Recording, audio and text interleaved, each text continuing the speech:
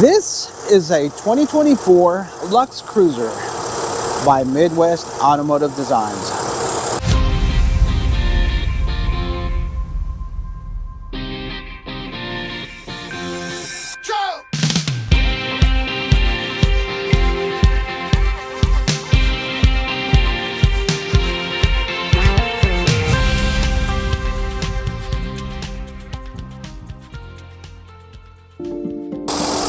So this is a 2024 Midwest Automotive Designs Luxe Cruiser. This is a 4x4. I'm going to do an orientation and walkthrough. So here's your fuel. Fuel goes in here. Fuel goes in there. Hood release is right here. When you pop the hood, there's really only two things that most users would need to get under the hood for, and that's where your DEF fluid is under a little blue cap on this side, and then your windshield washer fluid is on this side. It's under a larger blue cap. Back here in the back, we have our water related components. So these two connections, this is for fresh water. So we have an onboard water tank, your potable water, that goes here. So when you want to add water to that tank or fill it up, you're going to connect the water hose here. That does have a water pressure regulator built into it, so that'll keep your pressure under 65 psi, and that's just to fill that tank. Now city water is this one here, and that will bypass the onboard water tank over here. That will send pressurized water to your sink and your toilet for their use, and that's got an built-in water pressure regulator as well. So two distinct different things that these do. So now these two are to flush your tanks, gray and black. That's to rinse out the inside of the tanks. This is to connect your short cord here. Now our tanks, we have a black tank and a gray tank. Now we do have separate connections for those. So this is to dump your gray tank. As you can tell, it's got a gray handle, so that makes sense, right? Now our black tank is over here, hence the black handle. Two separate connections. So on this side, that tube that's under there, that is to store your black hose, your dump hose. There is a hose in there. We got media connections there, HDMI out and TV out. We got an outlet, 110 outlets. Now under this running board, it does have two outdoor speakers, and they're as I said, underneath that running board. Now coming into the van, it's electric, so you just give that handle a tug and that opens up for you. Press this button so you can operate it from this button, or from this handle, or from this button up here, or there is a button right there between the cup holders. So multiple places to operate this door from. You just should not yank on it like a manual door. Now coming into the van, you can see we have a number of touch screens. There's one there, another one there, there's another one back there by the TV, and there's another one over here by the driver. So all these touch screens will allow you to control a lot of the components in the van. So this is a D6 model. So the D6 is primarily because there's 6 captain's chairs. So you got 2 here, you got 2 here, and then you got a third row here. Now these are all outfitted with massagers that you control from here, obviously, and that little blue knob that you see there, or black knob with blue light, that's heating, like a heating element. So they are heated seats. All 6 of these captain's chairs are heated, including the front driver's and passenger seats. So the third row has, you can basically recline it back over here, make it just like a, like a very nice recliner. And of course they all have these nice headrests, and you got USB outlets. See that green light? USB outlets. You got USB outlet there with HDMI in. You got HDMI outlet back here somewhere. There it is, that green light. The blue light is to turn on and off the outside speakers. And back here towards the back, we're going to take a look at this control panel, but not before I show you storage. So you got 3 large storage bins out here. You also have lap trays on the left side, only on the left side, not the right side. So basically what that is, lift that, comes up, beautiful lap tray for getting work done or eating or whatever you want to do. Now these are only on these 2 captain's chairs on this side on the left. So now these seats here in the back, these little bench seats, but you got storage under both of these here, as well as seat belts. Now these will jackknife, which is to say you can pull this out and it'll lay flat. This one will lay flat, and essentially you end up with a bed right here. So if you needed someplace you could take a nap, certainly could do it here. Other things we have back here, of course, there is our second TV that's recessed into this wall. You have speakers back here. You got speakers up there, and speakers outside under the running board. And then back here, we have our bathroom area. If you look this way, we have our bathroom area. If we look this way, we have our kitchen area, right? But if you look this way, we have our bathroom slash kitchen area. I know that may seem a little odd to people, but it's a small sacrifice you make when you're driving down the road in this beautiful, gorgeous, fantastic Mercedes-Benz 4x4 van. So you got to make little sacrifices in life. Personally, I wouldn't have a problem with this. Some people might not be crazy about it, but whatever. I mean, it's a small. You have your own bathroom there. Plus, you can carry soft drinks in the beautiful 12-volt refrigerator. Control for it is in there. We have a beautiful sink right here. Microwave, it's up there. You do have an exhaust fan. That's that round white thing right there. Handle, you just push it up, press the red button, and pull down to close the lid. Additionally, you have, that's the inverter. Normally, you don't have to interact with any of this stuff. That just lives there, right? So I'm just showing it to you so you can see what's back there. There's the Apple TV. There's some fuses in there, but typically you don't have to mess with any of that. The fuses that are for you to view are these. They're all labeled. And they're automotive style 12-volt fuses. You do have breakers. 12-volt, or these are 110 breakers, resettable. They're all labeled as well. And here is the short cord to connect this to shore power. Now that black thing that looks like a handle, like a grab handle, that's actually a clothes hanger. So you can extend that down and hang clothes from it. Now we're going to talk about this touch control screen. You can see stuff you might need, like master light switch. You can adjust the temperature of the AC. You can look at your tanks. You got a fresh tank, which is our potable water. You got a gray tank. You got your black tank. You also have a water pump. Water pump is an on-demand pump that can be left on. That will pressurize the water system to keep water at the ready to pump out should you open the faucet on the sink or flush the toilet. When it's in storage, of course, you're going to want to have that off. When in use, you would typically have it on. Now, it's an on-demand pump, so it's not like it's running just because it's on. It's waiting for you to open a faucet. You also have a tank heater.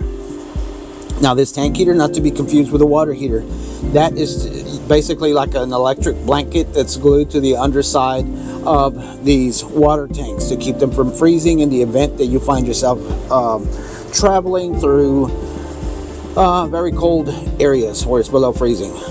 Now this is our statuses on our batteries. We have chassis battery, we have a house battery. Chassis battery, of course, is for the engine. Then we have the house battery, that's for all the camper stuff, right? All the stuff back here in the back. But for those up here, green, usually you're looking for green. As long as it's in green, that we're in good shape. Basically anything above 12.5 is a fully charged battery. You can see that these are reading 14. I suspect that they're actually about 13 right now. But they're reading above 14 because the engine is running. Anytime the engine is running, that is going to provide a charge of electricity into your house and chassis battery bank. So those battery banks charge whenever the engine runs, or whenever you plug in the short cord that we saw on the outside, where on the left rear where there is a connection for a short cord that it does in fact come with. It's right here in the back, right behind this door. So that short cord charges the battery banks, or running the engine will charge the battery banks. There's also a solar panel on top that will also provide electricity to the battery banks. So at least the house side. Now, other things we have on this page, we have this. This is our connection to our Fusion radio. Our Fusion radio is actually right behind that cover. We'll see it more in depth here in a second, but you can, any of these touch control panels, whether it be this one, that one up there, the one by the driver, any of those control panels, you'll see that green button. That green button gets you access to the Fusion radio, where you can control it from any of these panels. Now from there we have our lighting page, where you can see we can turn off all our lights, turn them on, or we can control them individually. We have an exterior master. Well, of course, this van does not have exterior lighting that you can control of any kind. This is primarily something that is used on the weekender and passenger models that we sell, that are more for camping. Those will have exterior lighting, like an awning light and a porch light and things like that. So that's not something that is applicable here. We just have our light master switch. Then we have this lightning bolt looking thing that just shows us once again our batteries, and then it shows us our inverter. Inverter, you are typically not going to turn off.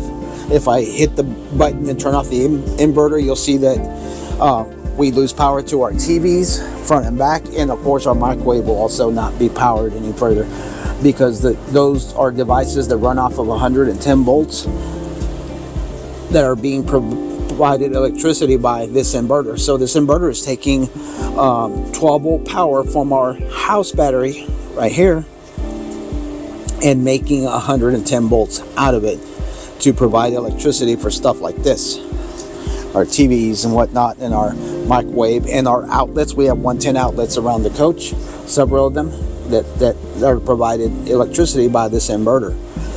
Normally that defaults to coming on whenever you turn on the power in the front, but you can actually turn it off if you don't want it to be on. Normally I would suggest you leave it on. Then we have our air conditioning controls. Here we can turn on our AC. Right now it's set to cool, and I have the fan set to low. You also have medium and high, and you can turn it off by pressing that button. You can also get heat.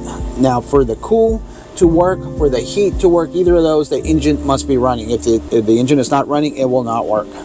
Engine must be running. That is powered by the engine. So cool is on right now. If I wanted heat, I just press there. Now when you turn on the heat, you do have to wait for the van to warm up, or you don't have to wait, but you will not get heat out the vents until it gets hot. Initially it'll be blowing out cold air until the engine gets warm. Then you'll have warm air coming out the vents. Now additionally, this other button is for the internet.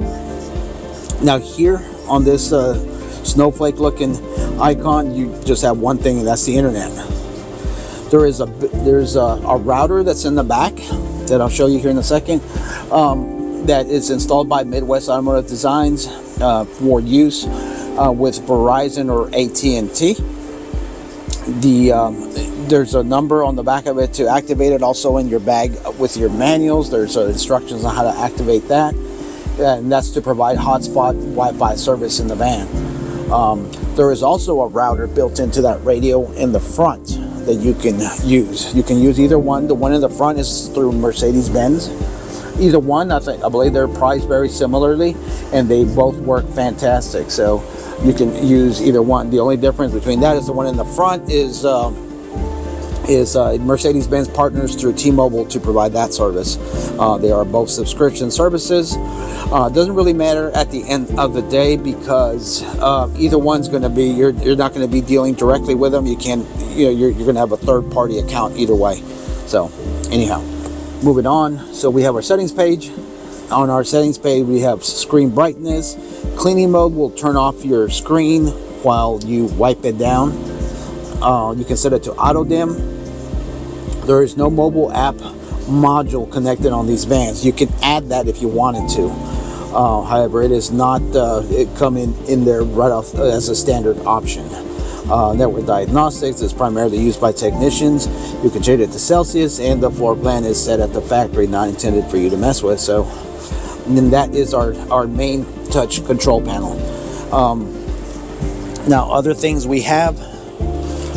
Well, here's our bag that's got all our manuals for all the components, including the manuals for the Mercedes side of things.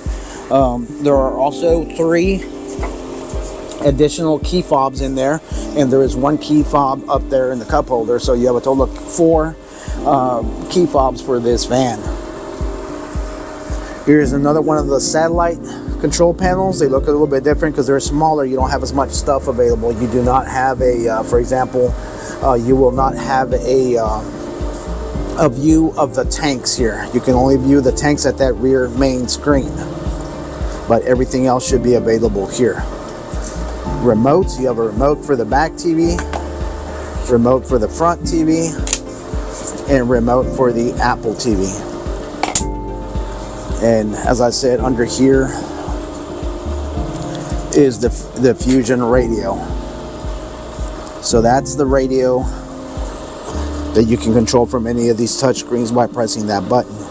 If you turn it off here, it'll turn off here, right? There is an app you can download to pair with this and control this from your phone as well.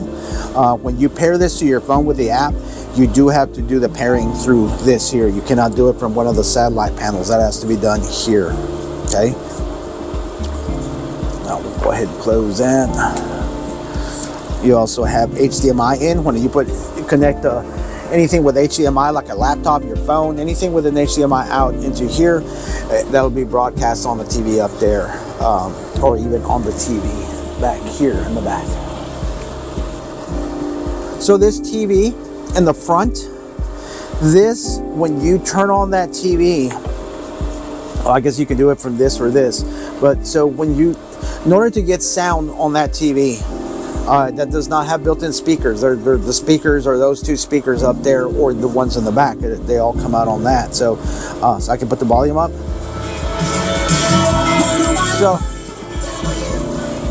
So that's our sound. So that's music here. You can see we're getting an FM station here. So if we want to get the TV here, hit this little icon that looks like an arrow. Hit that, and then we can see we can choose different inputs. So I'm going to choose aux 1. Aux 1 is the TV. That can also be done from here, but so I chose aux 1. Now we can play our audio from our TV on our speakers. These 2, the ones on the back, and also of course the ones on the outside underneath our exterior speakers. Now the back TV. Now the back TV that's in that door right there, right? So the back TV in that door, that one does not have speakers. In order to get the back TV to have sound, you have to use the included wireless headphones. Like I said, though, the TV does not have built-in speakers, so you got to use the headphones, and that's done intentionally like that. So this one you can use the speakers in the van. The back one you must use the wireless headphones, including with the van. It comes with 2. So with these speakers, as you can see, you have a little switch here, and the switch basically in position, the switch is on the side of the headphone. So basically in position A, you will get sound from the front TV.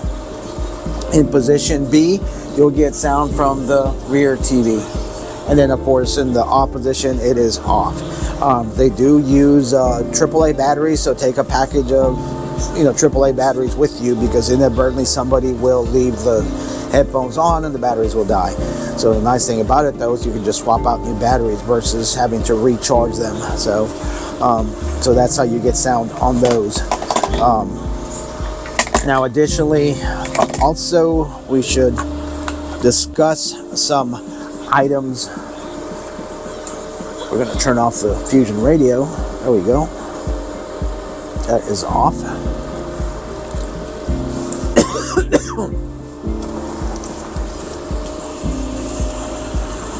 And by the way, that I briefly mentioned, but that blue switch right there, that is to turn on power to the speakers outside. If you do not have that switch on, the power, the volume on the speakers outside will not work.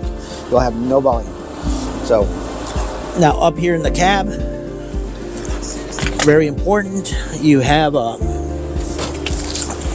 power, right? These 2 buttons, master power. If I turn off that power right now, everything in the back will shut off. All right, so master power has to be on if you want any of that to work back there. You don't have to have it on when you're driving. It'll still charge batteries and whatnot, but power needs to be on. Now this one that says refrigerator, so the refrigerator in the back, that is a 12-volt refrigerator. Of course, only works on 12 volt, doesn't work on propane or 110. But you can turn it off. Like if you're, for example, if you're driving and there's just 2 of you, you don't need the stuff in the back to be on. You can turn off your master power and just have your refrigerator on, because maybe you've got like soft drinks in there and you want them to stay cold. So you can certainly do that. That's why it's done separately. We of course have our additional little screen here where we can do stuff like we did on the other satellite screens back there. Now for this screen to work, of course, master power is on. If you have that off, this will not work. You cannot view your tanks on these little satellite screens. Additionally, we have our radio, and like I said, you also have access to internet up here that you can activate by going to system here, Wi-Fi and Bluetooth. Wi-Fi, activate vehicle hotspot. Right there, I just turned it on. And then generate security key. So that gives you a password to connect to the internet, or it'll even give you a QR code if you want to connect to the internet that way. You can go to different ways. It'll give you a PIN number if you want to connect that way, or a password. Multiple ways. Other things, of course, this is being a 4x4, you have your 4x4 buttons right there. You have this button that's for 4 high, the one that looks like a van going up a hill, that is 4 low. 4 high, you can operate at slow speed. 4 low, you do have to be at a complete stop to engage 4 low, and you have to have been in 4 high first. Now, as I mentioned previously, there is a button there to control the side door to get that open. Air conditioning controls here. Typical, there's nothing fancy about those. Up here, as I said, you got your touch screen, and that's also your radio navigation system here. It's all very responsive. It's a fantastic system. And then you have buttons here, so you can do stuff by swiping. You can use traditional buttons if that's what you're used to. You just want to, press buttons. Whatever, like for example, there's a home button here that's a touch button, or you can press a traditional button style here.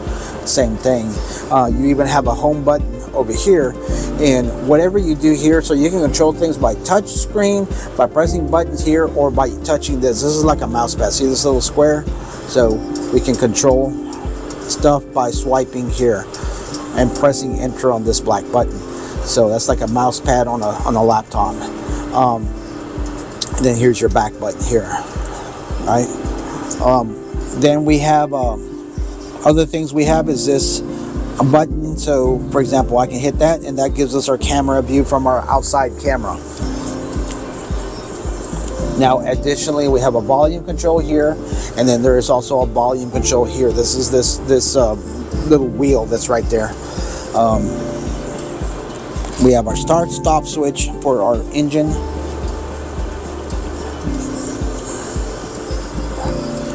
Transmission is of course shifted by this lever, like a old school shifter on the column. Park, neutral, drive, and reverse is up, drive is down, neutral in the center, but to get into park you have to press this button right here. See that button on the end of the stock? Then wiper controls are on the other side. You have another little touchpad here. So this little touchpad controls that screen in the center of the cluster here. It gives you other kinds of information. Then of course cruise controls here on this side. Now a couple of additional things I'm going to mention. You have your seats this is where your seat controls are for the back and to move it forward and backward here. Power door locks, seat heaters here, 3 memory functions in each door for the driver and passenger seat, power windows, power door locks, and up top you got these storage bins up top. Now you have another one on that side, so you have 3 going across the top. In this center one, this in here is a wireless charging pad, so if you lay your phone in there, it should charge unless your case is too big. You do have a 12-volt outlet there, and you have 3 USB-C charging ports there. Important to note, they are USB-C. The one on the left side there is that is connected to the radio for Android Auto or Apple CarPlay. But once again, I say USB-C. They are not USB-A. The ones in the back are USB-A. However, these in the front are USB-C. And then you have a 12-volt outlet. There is also a 12-volt outlet right here underneath this skirt. See that? That's the bonus 12-volt outlet.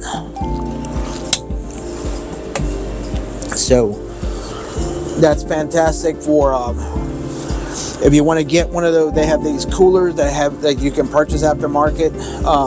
Their accessories, it's like a cooler that's like a center console. It's got cup holders and different things, but it's also a cooler that you can plug it into that outlet there without having to run a wire up here to the front. So one last thing I'm going to leave you with is so this fob communicates with a computer on the Mercedes computer by radio frequency. There may come a day where it cannot communicate with the computer. Maybe there's too much radio interference. Maybe you're someplace where it's real busy, like a truck stop, like a Buc-ee's, like a campground. Just for whatever reason, there's a lot of radio interference. It cannot connect. So what would you do at that point? You cannot start the vehicle. The van is telling you that it needs a key, which it's already here. So either the battery's dead on this thing or there's too much radio interference. So what do you do? So you're going to take this fob, and there is a hole down here. Just go down the console, right down the middle, and at the bottom right above the carpet there is a hole where you can insert that fob. Make sure to insert it firmly all the way to the back. Put your foot on the brake and hit start, and it will start, and you'll probably take it out and you'll probably never see that problem again. It's very rare, but it does happen, but you need to know what to do should that occur. And that's about all I got. Once again, I am Frank with the RV Shop here in Baton Rouge, Louisiana, and as always, I hope you have a fantastic day.